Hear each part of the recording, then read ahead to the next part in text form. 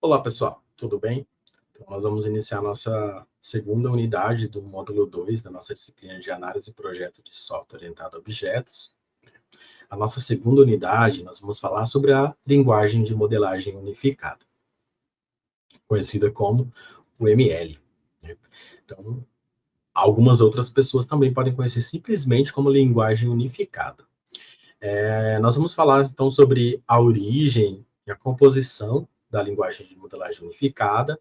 Nós vamos falar sobre a OMG, o Object Management Group, que é a entidade, né, que padroniza a linguagem de modelagem unificada atualmente, e fazer uma pequena introdução sobre as famílias dos diagramas da OML, então, os diagramas do tipo estrutural, comportamental e de interação, e falar um pouco sobre o uso dos diagramas. Qual, então, é a origem e composição da linguagem de modelagem unificada? A UML, ela surgiu como um intuito de criar uma notação, né, completa e padronizada, que tem a finalidade que todas as pessoas pudessem utilizá-la para fazer a documentação do desenvolvimento de software que seguisse o paradigma da orientação a objetos, né? Então, é importante ressaltar o seguinte: a UML em si, ela não representa um processo de desenvolvimento, né, de software orientado a objetos, mas ela vai nos dar uma notação, uma forma, né, de identificar os elementos e as suas propriedades e uma forma de representar isso em uma linguagem. Lembrando que a UML, ela é uma linguagem que é baseada no XML, então ela é muito por mais que, né, sempre que a gente comenta sobre o ML, já venha na nossa cabeça um diagrama, um desenho, né, lá no fundo ele é representado como uma linguagem baseada em XML, assim como é o HTML, por exemplo. Tá? Então, por isso, né, alguns anos depois da sua criação, logo depois que a UML ela se consolidou, surgiram várias propostas de desenvolvimento que usam a OML como uma base para o seu desenvolvimento. E é por isso que, hoje em dia, algumas pessoas ainda conseguem, né, é, confundir a OML com um processo de desenvolvimento. Geralmente, né, independente de ser ou não orientado a objetos, nós podemos utilizar diversos diagramas da linguagem de modelagem unificada para fazer a representação, a anotação de um determinado problema. E como eu tinha comentado, né, a UML ela é padronizada, ela é organizada por uma entidade que é a OMG, a Object Management Group, né? Ela é responsável pela padronização de diversos outros padrões, né, de interoperabilidade de sistema de software, além da OML. Então, a OMG é uma organização internacional sem fins lucrativos, ela foi fundada em 1989, ela tem o objetivo de criar, desenvolver e de manter esses padrões de interoperabilidade de sistemas, né? Então, eu coloquei ali 3 padrões que são os mais conhecidos da OMG, que é o BPMN, que é uma anotação para modelagem de processos de negócio, o padrão Corba, que é um padrão de arquitetura de comunicação entre software, o SysML, que é uma extensão da OML, por exemplo, para tratar questões de notação em engenharia de sistemas. Né? E depois vocês podem dar uma olhada, né, no site da OMG, quais são os diversos outros padrões que ela mantém. E é o seguinte, antes da gente falar sobre as famílias de diagrama da OML, eu vou pedir para que vocês, né, vou indicar a vocês qual o software, qual a ferramenta que a gente vai utilizar.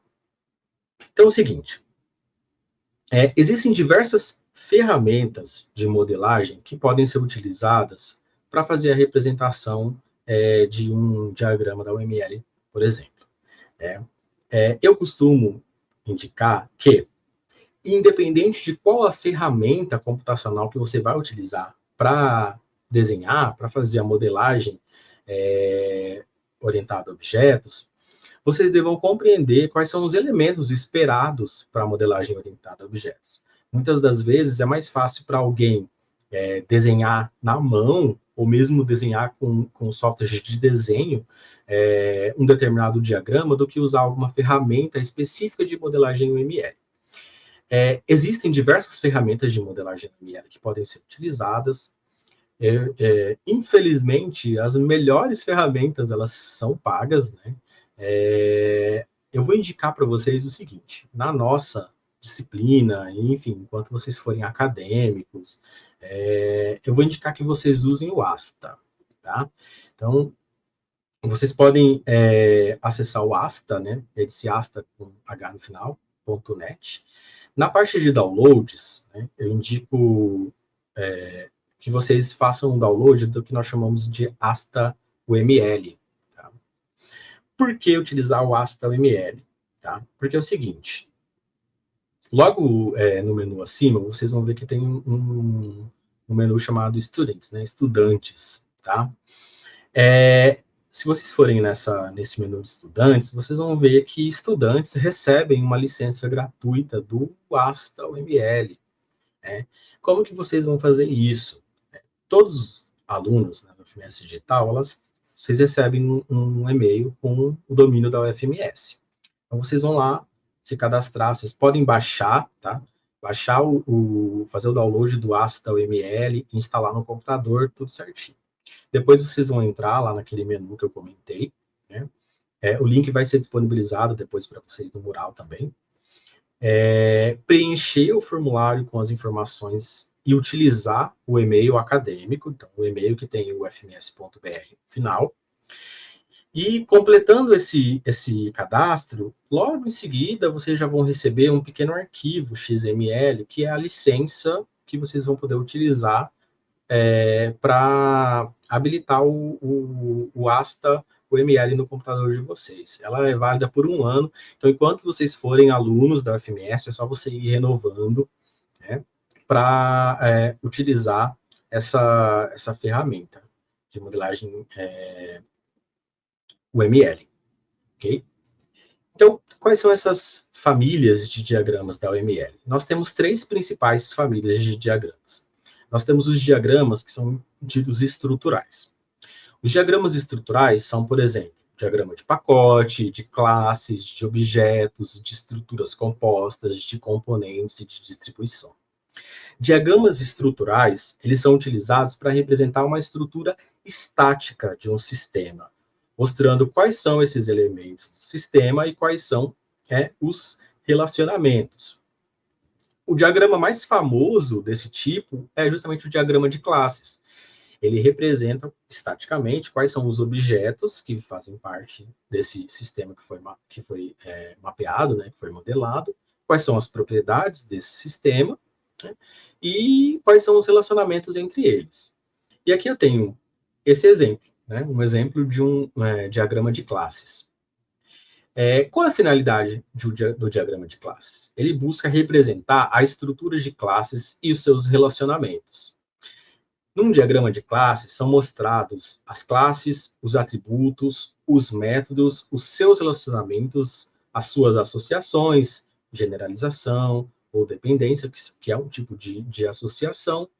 Eles podem mostrar também a multiplicidade, que é a quantidade de relações que um determinado objeto pode ter com um outro objeto.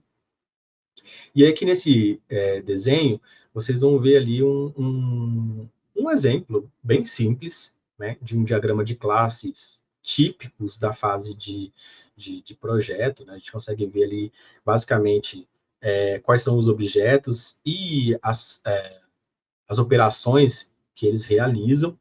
Além do diagrama de objetos, né, a gente tem um diagrama de classes, a gente tem um diagrama de objetos, que ele mostra a instância do objeto, né, e não somente as suas classes, e o seu estado em um determinado ponto específico. Tá? Os diagramas de pacote, eles vão organizar e agrupar os elementos de um modelo, como classes, por exemplo, em pacotes. Né? Vão agrupar um conjunto de classes em um determinado pacote. O diagrama de componente, eles vão representar os componentes de forma física e as suas relações. Então, por exemplo, se eu quiser representar o que cada uma das classes, como elas são representadas na implementação, em qual é a estrutura, em quais diretórios físicos, né, esses elementos estão sendo implementados e tudo mais, muito provavelmente eu vou criar um diagrama de componentes para mostrar isso. Uma outra família de diagramas da UML são os diagramas comportamentais, né? Os diagramas comportamentais são os diagramas de casos de usos, de atividades e de máquinas de estado. Os diagramas comportamentais, eles descrevem o comportamento dinâmico, ou seja, em execução de um determinado sistema, incluindo as suas interações e as suas atividades. E aí a gente tem um exemplo de um diagrama de casos de uso. A finalidade de um diagrama de casos de uso é representar as funcionalidades de um determinado sistema a partir do ponto de vista do usuário. Então, né, no diagrama de casos de usos que nós vemos os atores, né, que são esses usuários ou sistemas ou outros softwares, né, que representam os elementos externos ao software que está sendo mapeado e que vão interagir, né, com o software mapeado, e os casos de uso. Os casos de uso representam as funcionalidades, ou seja, aquilo que esse software que foi mapeado realiza, né, ou precisa realizar. E ele representa também quais atores interagem com quais casos de usos, representam também qual o relacionamento que pode existir entre os casos de usos. Muitas das vezes, né, um caso de uso ele é composto por um outro caso de uso, ou ele tem uma sequência de execuções que estejam relacionadas a outros casos de uso. Então, ele serve basicamente para mostrar o comportamento do software em reação a estímulos externos. E esses estímulos externos, eles são representados pelos atores. Outros diagramas comportamentais, nós temos o diagrama de atividades. O diagrama de atividades, ele faz ele faz uma modelagem dos fluxos das atividades e dos processos de negócio. Existem também os diagramas de máquina de estado. Ele descreve o estado pelos quais os objetos passam durante o seu ciclo de vida. É muito comum, por exemplo, nós vermos diagramas de máquinas de estados para softwares que vão, nós chamamos de softwares de tempo real. Né? Por exemplo, eu quero mapear como é um software que vai gerenciar um semáforo, né, de uma rua, por exemplo. Então, muito provavelmente ele vai utilizar um diagrama de máquinas de estados para mostrar, né, quais são os estados, né, que esses objetos vão poder ter durante o ciclo de vida do software, por exemplo. E os diagramas de interação. Os diagramas de interação são compostos pelos diagramas de comunicação, os de sequência, de tempo, visão geral de integração. Né? Os diagramas de interação, eles são com um subconjunto lá dos diagramas comportamentais. Entretanto, eles têm um foco muito maior na interação entre os objetos. Lembrando que os diagramas comportamentais, o foco era muito mais em razão dos elementos externos e qual era o comportamento, né, dos elementos internos em razão de estímulos externos. Enquanto que os diagramas de interação, o foco maior dele é em representar qual é o comportamento que acontece internamente entre os objetos que fazem parte desse domínio. E aí aqui tem um exemplo de um diagrama de interação, que é o diagrama de sequências. A finalidade do diagrama de sequências é representar de maneira temporal, né, a troca de mensagens que acontecem entre os objetos que fazem parte de um problema que foi mapeado.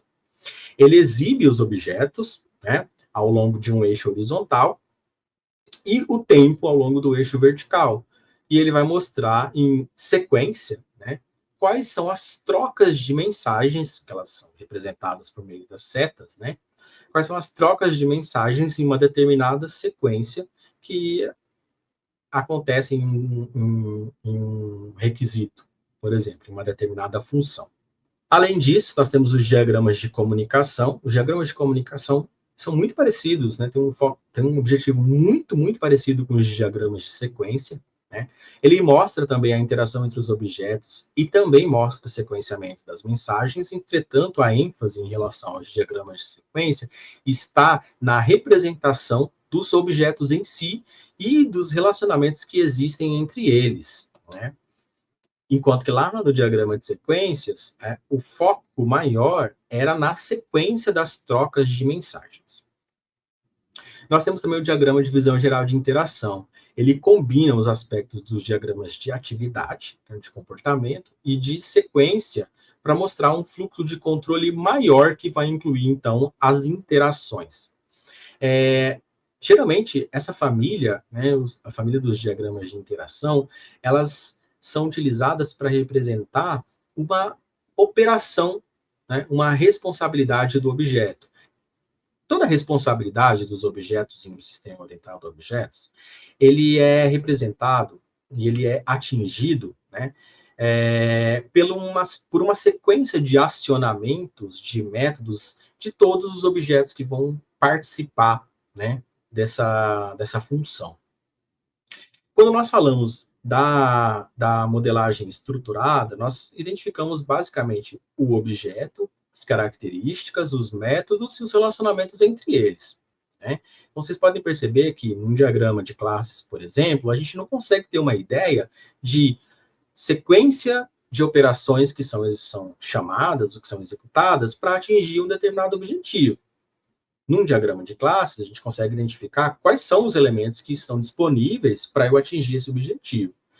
Se eu voltar para um diagrama da família de interação, por exemplo, eu já posso me deparar com um objetivo a ser alcançado, né, e conseguir mapear que, para eu atingir esse objetivo, eu preciso executar uma sequência de trocas de mensagens, né, e esse mapeamento nos diagramas de interação, ele está muito fortemente ligado às funções, muito ligado às funcionalidades.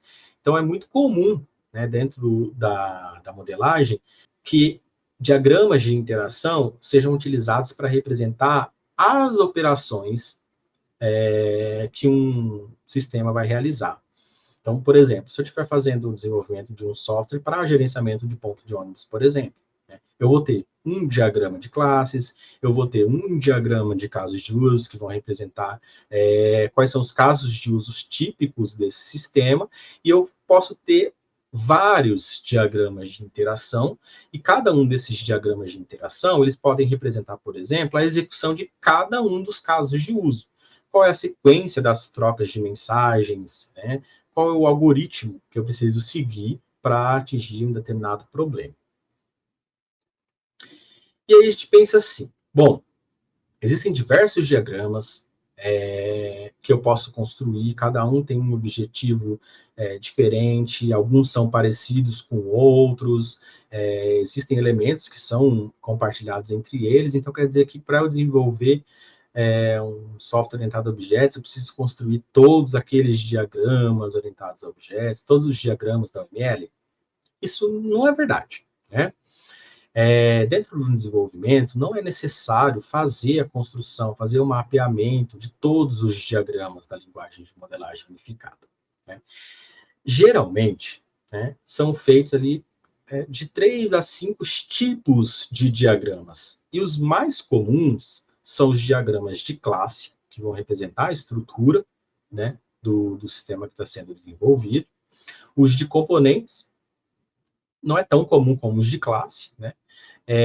Os diagramas de caso de uso principalmente para representar, né, quais são as funcionalidades que o sistema provê e quais são os usuários que utilizam essas funcionalidades. Como eu comentei, o de atividades também não é tão comum como o de casos de uso, mas dependendo do tipo do software que é desenvolvido, pode ser mais comum, como os softwares em tempo real, por exemplo, e os de sequência e comunicação, né? Geralmente, nós optamos ou por sequência ou por comunicação. Eles têm o mesmo objetivo, eles nos dão as mesmas informações, só que o foco, né, o desenho é diferente, né? A sequência vai focar na temporalidade das mensagens, enquanto de comunicação vai focar mais em como esses elementos que fazem parte de um relacionamento, são agrupados para resolver uma determinada funcionalidade. Geralmente usam-se os diagramas que vão representar e apresentar informações úteis dentro do processo de desenvolvimento. E acho que esse é o ponto mais importante para um pessoal que está trabalhando com orientação a objetos. Ninguém é obrigado, né, a todas as funcionalidades a construir um diagrama de sequência ou de comunicação, por exemplo, né? Geralmente, nós construímos diagramas que vão nos dar algum tipo de informação que vai buscar representar, né, uma abstração da complexidade. Então, se eu tenho que clarificar uma determinada funcionalidade, existe uma funcionalidade que está ambígua, que não está bem entendida pelos elementos, e eu preciso melhor explicitar, né, digamos assim, como ela precisa ser construída, o que se espera dela, muito provavelmente eu vou optar por algum tipo de modelagem, e sendo orientado a objetos, muito provavelmente vai ser um diagrama da UML. Então, a ideia dentro do desenvolvimento, né, orientado a objetos, não é forçar o desenvolvedor a utilizar a ferramenta X, a ferramenta Y, utilizar o ASTA ou não utilizar o ASTA, por exemplo, obrigá-lo a fazer o diagrama de classe, o diagrama de componentes, o diagrama de atividade, de máquina de estados, enfim. Você tem que ser capaz de olhar um determinado problema e, a partir desse problema, identificar se é necessário ou se não é necessário para o processo de desenvolvimento a representação dele por meio de algum modelo da UML. E aí eu quero aproveitar, né, nessa nossa parte de linguagem de modelagem unificada e mostrar para vocês, dar uma visão geral um pouco sobre ASTA, sobre essa ferramenta de modelagem baseada na UML.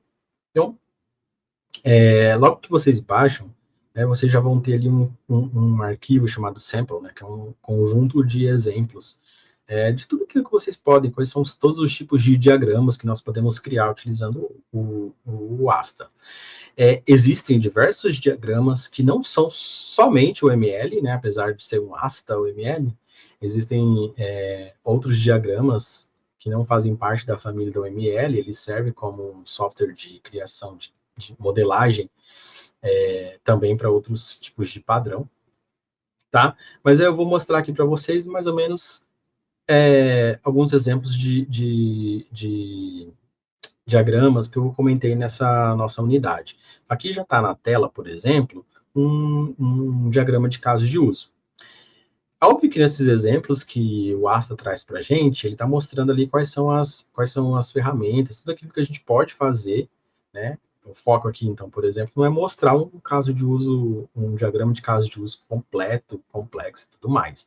Mas mostrar, por exemplo, como nós podemos representar cada um desses elementos de um diagrama de caso de uso. Quais são os principais elementos de um diagrama de caso de uso? Então, o primeiro é a representação do ator, né? O ator, ele pode ser representado, muitas das vezes ele vai ser representado como esse desenhozinho aqui, essa pessoinha, tá? E tem um nome, né, que é o nome do papel a qual esse ator representa. Todo caso de uso, em um diagrama de caso de uso, ele vai ser representado por uma elipse, né? Ele pode ou não ter cores, como tem aqui, por exemplo, no exemplo, né? Geralmente ele tem essa cor amarelada, porque outras ferramentas acabam utilizando como padrão esse fundo amarelado aqui.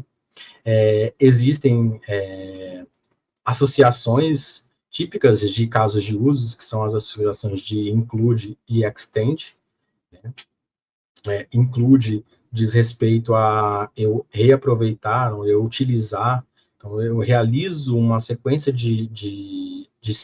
essa sequência de histórias de usuário, do caso de uso, e para eu realizar essa história de usuário, né, muito provavelmente eu vou ter que incluir essa sequência de história de usuário, essa e essa aqui, por exemplo, que são os includes. E o extend é algum ponto, pode ser opcional, a maioria das vezes ele é opcional, né, onde eu posso estender a execução de um caso de uso ou não. Eu posso executar o caso de uso de uma maneira um pouquinho diferente né, de como ele foi, de como ele é estabelecido na sua base, por exemplo. Agora eu vou mostrar aqui para vocês um exemplo de um diagrama de classes, né? Idem, ele pode ter cores ou não, isso aí depende de cada um, né? Um diagrama de classes, ele vai ter sempre essa característica de utilizar a classe, né? A classe ela vai ser sempre representada por um retângulo dividido em 3 partes. Na primeira parte, nós colocamos a identificação da classe, na segunda parte, nós colocamos os atributos, né, que são as propriedades da classe, e na terceira parte, nós colocamos a interface pública, né, quais são os métodos que essa classe vai executar. Né? E aí nós podemos utilizar aqui para arrastar e tudo mais, para colocar no nosso diagrama. A gente representa as associações por meio das ligações entre uma determinada classe, né, e uma outra classe. Né? A associação simples ela vai ser representada pela reta simples. A herança ela é representada, né, por uma seta branca, por exemplo. Aqui ele está chamando de generalização. Se você lembrar lá na parte de herança, eu comentei sobre generalização e especialização. A generalização é uma maneira de olhar a herança. Aqui a gente tem um exemplo, né, de herança. A gente tem a associação chamada de agregação simples e agregação composta. Quando nós falamos de agregação, a gente está falando de um objeto que é parte, né, de um outro objeto, tá? Então, aqui, por exemplo, né, nós temos que é duro que ele está com o motor em engine, né, mas ele é uma parte, um pedaço, né, de um outro objeto. Se eu pegar aqui um sensor de luz, né, um light sensor, por exemplo, ele é algo que faz parte de um monitor. Tá? Então, todo monitor, ele tem um sensor de luz, por exemplo, que faz parte dele. É a representação aqui, né, da agregação composta. Então, aqui a gente tem um exemplo, tá, de um diagrama de classes. Uma dica que eu vou dar para vocês, se vocês forem utilizar o Asta e algumas outras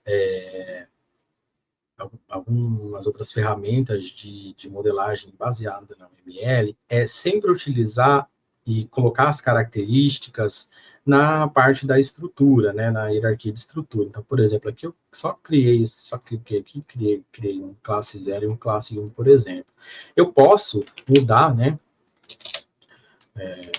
o nome da classe, por exemplo, aqui diretamente. Mas eu sempre indico que vocês utilizarem toda essa estrutura aqui, principalmente no Asta, né? Uma outra dica que eu vou dar para vocês sempre é, quando vocês estiverem construindo um diagrama para as atividades de vocês e tudo mais, vocês criem todas em um único projeto. Tá? Então, aqui, existe um projeto que se chama Sample, né, que é um exemplo do Asta. Criem um único projeto e coloquem todos os seus diagramas separados por tipo, por exemplo. Ah, mas por que fazer isso tudo em um só arquivo, no Asta? Porque você pode reaproveitar. Então, assim, eu não preciso criar essa classe. Vou dar um exemplo aqui, tá? Eu quero representar o motor como um ator dentro do meu diagrama de casos de uso, por exemplo. Então, eu quero representar ele como um ator. Eu venho aqui e coloco ator e arrasto ele para cá, por exemplo. Né? E aí ele vai estar representado aqui, né, como um tipo boundar, né? Para MVC, se vocês lembrarem de MVC, ele vai ser representado como um, um ator do tipo fronteira, ele é uma view, né, desse sistema. E aí eu posso pegar e colocar, representar ele como uma classe aqui, por exemplo, também. Então eu não preciso criar ele, né? Não preciso criar e duplicar ele. Se eu pegar aqui e fazer uma alteração e abrir o diagrama de classe, por exemplo, ó, ele vai estar alterado aqui também. E além do diagrama de classes e do de casos de uso, né,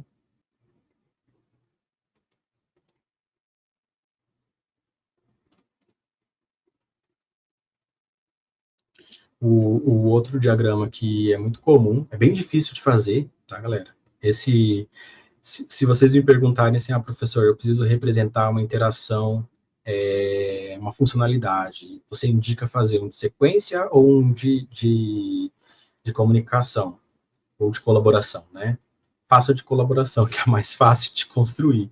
Um diagrama de sequências, por exemplo, ele tem uma dificuldade um pouco maior. Num diagrama de sequências, nós representamos cada um dos objetos que vão fazer parte desse sequência de operações colocando esse objeto aqui, né, na parte de cima, e ele cria uma raia. Então, todo objeto que eu puxar, se eu pegar um ali do diagrama de classes, por exemplo, aquela classe que eu criei aqui, por exemplo, ó, ele já vai ser representado dessa forma. Né? E esse elemento aqui, ele representa o ciclo de vida. Então, significa que aqui em algum lugar eu criei um objeto e ele fica vivo, executando algumas coisas, até chegar aqui no final, onde ele deixa de existir. Né? Então, por exemplo, o objeto 3, que é do tipo C3, né? Ele foi criado aqui, nessa chamada bar_x, por exemplo, né? E ele ficou vivo, né, durante esse tempo aqui.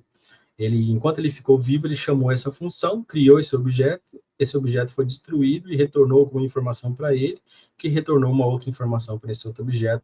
E a ideia do diagrama de sequências é basicamente isso, né? Representar as chamadas e as sequências das chamadas dos objetos. Né? Quando a gente coloca e utiliza esses elementos que foram construídos dentro de um mesmo projeto, então, por exemplo, aqui eu joguei, né, peguei lá da minha classe, a minha classe 1 aqui, que eu só criei vazia, né?